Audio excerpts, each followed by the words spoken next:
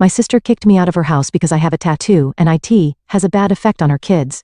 So I refused to pay for a European trip to her kids, and also spent the money for their college on myself. I never thought I'd be starting over at 30. 3 years ago my life was perfect, or at least that's how it felt with Mike by my side. He was everything I could have wanted, brilliant doctor by day, talented guitarist by night, and the kindest soul you could ever meet. We'd been together for 5 years, and I honestly thought we'd grow old together. Mike loved his motorcycle. I used to tease him about being a weekend warrior, trading his doctor's coat for leather jackets every chance he got. But that's what made him who he was, this perfect balance of responsibility and freedom.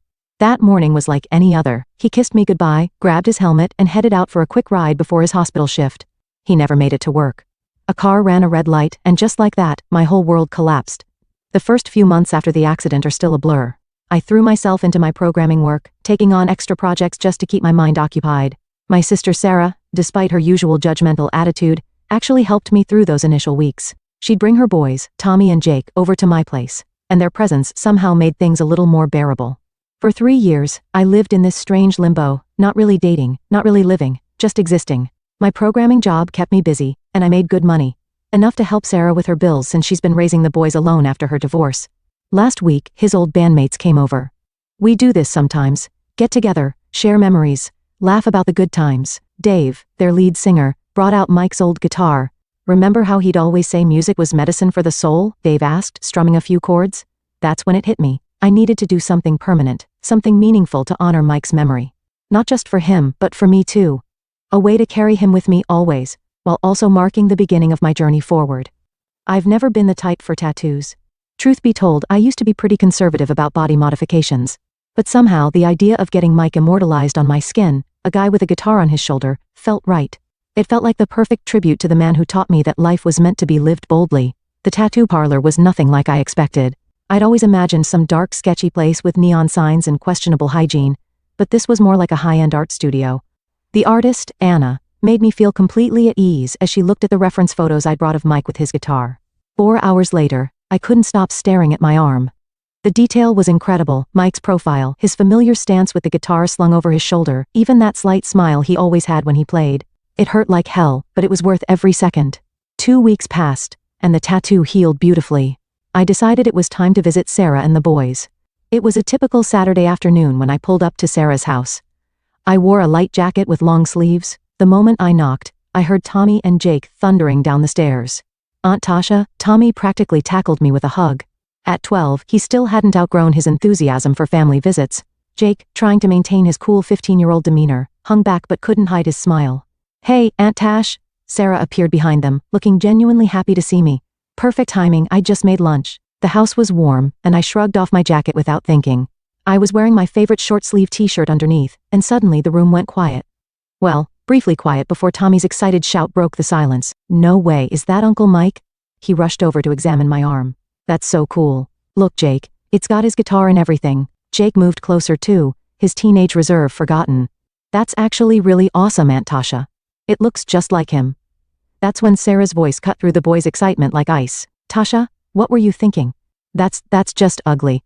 I can't believe you'd do something so permanent without consulting anyone." I felt my face flush, but I kept my boy steady. "Sarah, I didn't need to consult anyone. It's my body, and I'll decide what to do with it." The look she gave me could have frozen hell over, but she didn't say anything else. We sat down to lunch, and while the boys kept asking questions about the tattoo and sharing their favorite memories of Mike, Sarah sat there radiating disapproval. Every time I caught her eye, she was staring at my arm like it had personally offended her. I tried to keep the conversation light, telling the boys about Mike's first disastrous attempt at teaching me guitar, and how he'd eventually given up and said I should stick to coding. They laughed, but Sarah just pushed her food around her plate. It was around 8 when my phone rang. Mom's name flashed on the screen, and I knew immediately what was coming. Sarah must have texted her the moment I'd taken off my jacket. "Tasha," Mom's voice was that special mix of disappointment and judgment she'd perfected over the years. "Your sister just told me about what you've done to yourself. I have to say, I don't approve at all." "What were you thinking?" I took a deep breath. "Mom, I'm 30 years old. I don't need your approval for decisions about my own body." She made that little snorting sound she always makes when she's really annoyed. Then, without another word, she hung up. The weeks after the tattoo reveal flew by in a blur of code and deadlines. I was leading a major project for a new client, which meant endless hours in front of my computer at home. It was almost a relief to have an excuse not to visit Sarah and deal with more drama about my tattoo. But eventually, the project reached a stable point, and I couldn't avoid family obligations any longer. As usual, I headed to Sarah's house on Saturday afternoon. The moment she opened the door, I knew something was wrong. Her face had that pinched look it gets when she's about to start an argument. Tommy and Jake were in the living room playing video games when I walked in. They jumped up to greet me, but Sarah cut off their enthusiasm. "Boys, go upstairs," she said in that tone that left no room for argument. "I need to have a serious conversation with your aunt." They exchanged worried looks, the kind kids get when they know something's about to go down, and trudged upstairs. The sound of their door closing echoed through the suddenly silent house. "What's going on?" I asked, genuinely confused. Sarah crossed her arms and glared at me. "Do you know what Tommy asked me yesterday? He wanted to know if he could get a tattoo when he turned 16. 16! And then Jake chimed in, saying he'd been looking up tattoo artists online.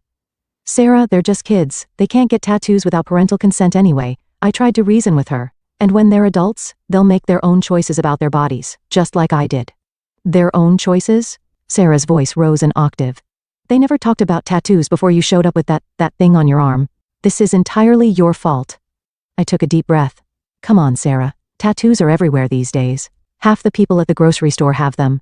The boys probably see dozens of tattooed people every day at school. You can't seriously blame me for them being interested. Don't you dare try to rationalize this."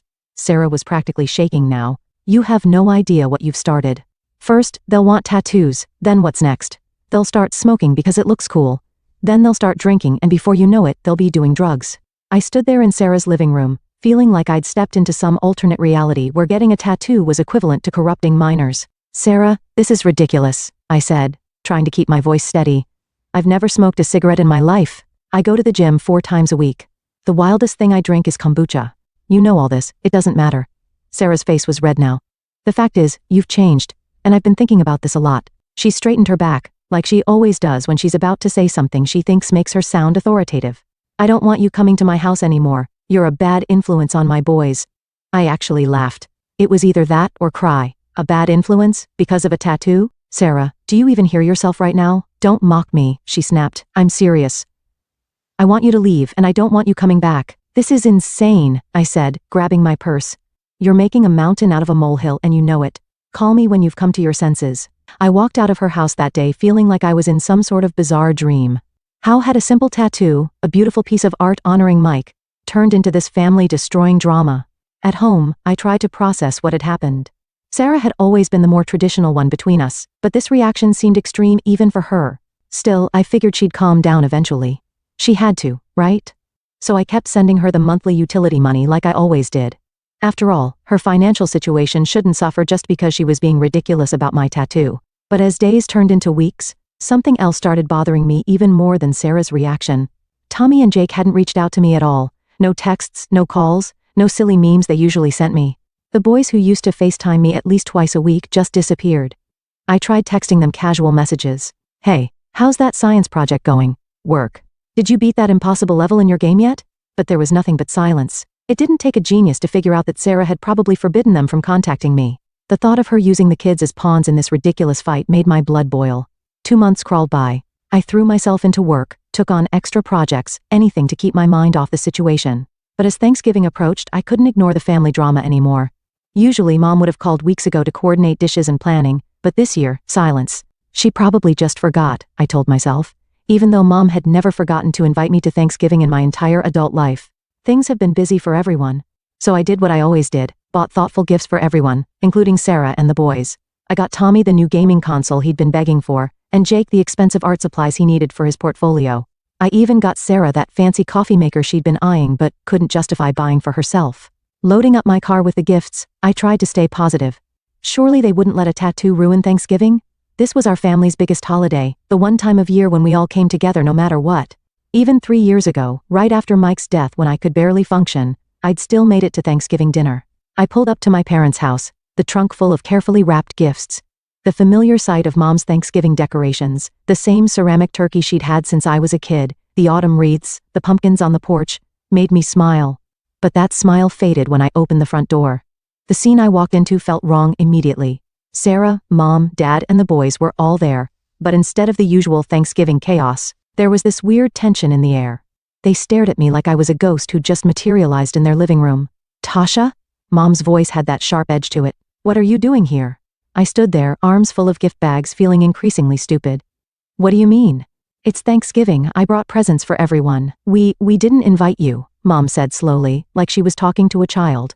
We thought you'd understand that meant you weren't supposed to come. The gifts suddenly felt like they weighed 1,000 pounds. Understand? Understand what? Why wouldn't I be invited to Thanksgiving? Sarah stepped forward, arms crossed. That's when I noticed the boys weren't looking at me. They were staring at the floor, shoulders hunched. Because, Sarah said, we don't need you showing off that tattoo and filling my children's heads with more inappropriate ideas about acceptable behavior. I set the gifts down harder than necessary. Are you kidding me? We're still on this? It's been months. It's just a tattoo. Just a tattoo. Sarah's voice went up an octave. It's a symbol of rebellion and disrespect. Oh my God. I ran my hands through my hair in frustration. Are you all hearing yourselves? Uncle Jim has a full sleeve of tattoos. Cousin Rachel just got a massive phoenix on her back last month. Nobody said a word about those. Dad shifted uncomfortably in his armchair, but Mom jumped right in. That's different, Tasha. You should have consulted us first. You know how we feel about these things. I felt like I was losing my mind. Consulted you? I'm 30 years old. Why would I need to consult anyone about what I do with my own body? Because we're your family, Sarah shouted. Because we have values, because actions have consequences. The only consequences here are the ones you're creating. I could feel tears of frustration building up. This tattoo means something to me. It's for Mike. It's my way of keeping him with me, of honoring his memory. That's when Sarah said it. The words that would change everything. Oh, don't start with that again, she sneered. I never liked him anyway. Always showing off with that stupid guitar, acting like some wannabe rock star, riding around on that death trap of a motorcycle. She let out a harsh laugh. You know what? I'm glad he got hit by that car. Maybe now you'll finally grow up and start acting like a normal person. The room spun around me. I could barely breathe, but I managed to find my voice. Apologize, I demanded, my words coming out in a whisper at first, then gaining strength. Apologize right now for what you just said about Mike. Sarah lifted her chin defiantly. I won't apologize for telling the truth. Mom, Dad, I want her out of here. She's ruining Thanksgiving. I looked at my parents, waiting for them to say something, to defend me, to scold Sarah for her cruel words about Mike. Instead, Mom stood up, smoothing her skirt with trembling hands. Tasha, I think you should go, she said quietly. I stared at them all, my father avoiding eye contact, my mother's lips pressed into a thin line, Sarah's triumphant expression, and my nephew's confused faces. Without a word, I picked up all the gift bags I'd brought and walked out. The drive to the local homeless shelter was a blur. I barely remember handing over the gifts to the surprised volunteer at the door. These are all new, I explained mechanically. The gaming console, the art supplies, the coffee maker, everything's unopened. Back home, I sat in my dark living room for hours, thinking about everything. The monthly utility payments I've been making for Sarah since her divorce. The Christmas traditions we'd started, last year's trip to Hawaii, still fresh in my memory. Tommy's excitement when he saw the ocean for the first time. Jake's endless photos of the sunset, Sarah actually relaxing for once. I'd already booked the Europe trip for this year, planning to surprise them with it on Christmas morning. But it wasn't just the trips. There were the regular shopping sprees for the boys' school clothes, the extra tutoring I paid for when Jake struggled with math, the summer camp fees, the monthly utility bills that mysteriously got paid even when Sarah was between jobs, and the college funds, 2 years of careful saving, making sure my nephews would have options when they graduated high school. I thought about Mike then, about what he would say if he could see all this. He'd probably make some joke about karma, then get serious and remind me that love shouldn't be a one-way street. Opening my laptop, I felt strangely calm. The email to Sarah practically wrote itself. Sarah, I've had time to think about what happened today, and I've made some decisions that I want to communicate clearly. I will no longer be sending monthly payments for your utilities. Since you feel I'm such a negative influence, I'm sure you wouldn't want to rely on my money. The Europe trip I planned for Christmas is cancelled, at least for you and the boys. I'll be going alone. For the past 2 years I've been setting aside money for Tommy and Jake's college education. Given your concern about my influence on them, I'll be closing these accounts and investing the money elsewhere. I hope you'll explain to the boys why they won't be getting their Christmas surprises this year. Feel free to tell them it's because their aunt's tattoo makes her an unfit influence on their lives. Tasha. I hit send and immediately turned off my phone. My hands were shaking, but my mind was clear. For the first time since Mike died, I felt like I was standing up for myself, really standing up for myself. The next morning, I stared at my phone for a long moment before turning it on. The notifications started flooding in immediately. 37 missed calls. 63 text messages. 22 voicemails. The first message I opened was from Sarah. How dare you do this to my children? You have no right to punish them because you're mad at me. Call me back immediately. Then came Mom's texts. Tasha, this is completely selfish behavior. We raised you better than this. You're letting a tattoo destroy this family. Dad's message was shorter but equally guilt-laden. Your sister needs that money. Think about the boys. I scrolled through message after message, each one demanding responses, explanations, apologies. But none of them, not a single one, acknowledged Sarah's cruel words about Mike or apologized for how they'd treated me at Thanksgiving. Around 2 in the afternoon, aggressive knocking startled me from my work. I'd been trying to lose myself in coding, but the sound of Sarah's voice through the door shattered my concentration. Tasha, open this door right now. Sarah's voice carried through the apartment. We need to have a serious conversation. I heard Mom chiming in. Sweetheart, please, let's talk about this like adults. I don't want to talk to any of you. I called back, my voice steadier than I felt. Please leave, you're being malicious. Sarah's voice cracked with tears. You're being vindictive. Think about Tommy and Jake. Instead of responding, I put on my noise-canceling headphones and retreated to my home office, leaving them to their dramatics in the hallway. Eventually, their voices faded away. The next 2 weeks were like psychological warfare. Every day brought new attempts to break down my resolve. My phone became a battlefield of guilt trips and manipulation. Aunt Linda called, Honey, family is everything. You can't throw it away over something so silly. Cousin Mark texted, Come on, Tosh. Just apologize and make this right. Family has to stick together. Uncle Peter tried next. Your mother is beside herself. Is this really worth destroying your family over? Each time family was mentioned, I hit the end call button or deleted the message. None of them seemed to understand or care that I wasn't the one who had destroyed anything. I wasn't the one who had banned family members over body art. I wasn't the one who had mocked a dead man's memory. As Christmas approached, the tension ratcheted up. Every day brought new attempts at contact, each more desperate than the last. But Sarah took it to a new level when she ambushed me outside my apartment building one morning. Tasha, please, we need to talk, she called out, hurrying toward me through the light December snow. I've been thinking about what I said, about Mike. I shouldn't have said those things. I'm sorry.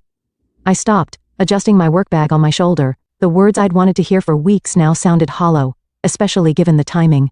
Are you actually sorry, Sarah? Or are you sorry that I'm not paying your bills anymore? Sorry that the Europe trip is off? Sorry that the boys' college funds are gone? Her face flushed. That's not fair. The boys shouldn't be punished because of me.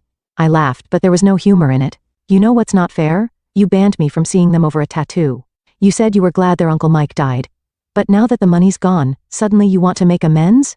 The college funds, she said, her voice cracking. You can't just that was for their future. You're right, it was. But according to you, I'm a bad influence. Wouldn't that make my money bad too?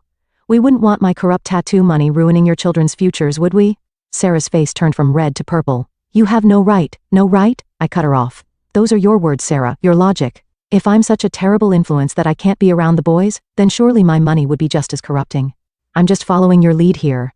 This is different, she exploded. This is their education. No. This is the consequence of your choices. You can't have it both ways. Either I'm a bad influence and everything associated with me is harmful, or I'm their aunt who loves them and wants to help. Pick one. I turned and walked into my building, stopping at the front desk.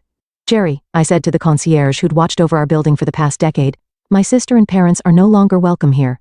Please don't let them up to my floor. Christmas came, and for the first time in my life I spent it alone. Well, not exactly alone. I spent it in Paris, then Rome, then Barcelona. I posted no pictures on social media, but through the family grapevine, I heard all about Sarah and my parents lamenting to anyone who would listen about their selfish daughter who abandoned her family over just a tattoo. But as I stood on a bridge in Venice, watching the sunset paint the canals in shades of golden pink, I realized something. This wasn't about the tattoo anymore. Maybe it never had been. This was about control, about family dynamics that had been long before I got that image of Mike inked on my arm. The day I returned from Europe, did something I should have done 3 years ago. I made an appointment with a therapist. Dr. Martinez's office was warm and inviting, nothing like the sterile stereotype I'd imagined. Tell me why you're here, she said, her voice gentle but professional. I touched my tattoo absently. I need to work through some things, family stuff mainly. And I need to figure out how to let go of someone I lost while still keeping his memory alive. She nodded, waiting for me to continue. I loved Mike. Still love him, I guess. But I know he wouldn't want me living in the past. He always said life was meant to be lived boldly, and for the first time since his death, I feel like I'm actually doing that. Standing up for myself. Making choices for me. Not just going along with what everyone else wants. Looking down at the tattoo on my arm, the image of Mike with his guitar that had somehow sparked this whole transformation, I realized something important. This wasn't just a memorial to Mike anymore. It had become a symbol of my own strength, my ability to stand up for myself, my willingness to live life on my own terms. The mic in the tattoo seemed to smile back at me, guitar forever slung over his shoulder, eternally caught in that moment of joy doing what he loved. He'd always live in my heart. But maybe now, it was time to see what other joy life had in store for me.